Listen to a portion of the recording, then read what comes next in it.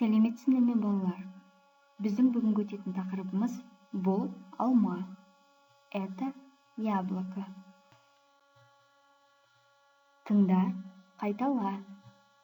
Слушай внимательно, повтори. Бұл алма.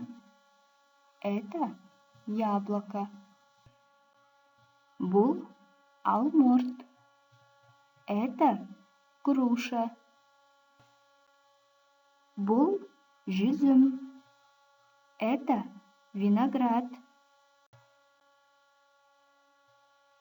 Келесі тапсырма, сұраққа жауап бер. Неше алма, неше алмұрт? Следующее задание надо ответить на вопросы. Сколько здесь фруктов? И сколько яблок, сколько груш? Келесі тапсырма, батыр, боя. Раскрась фрукты.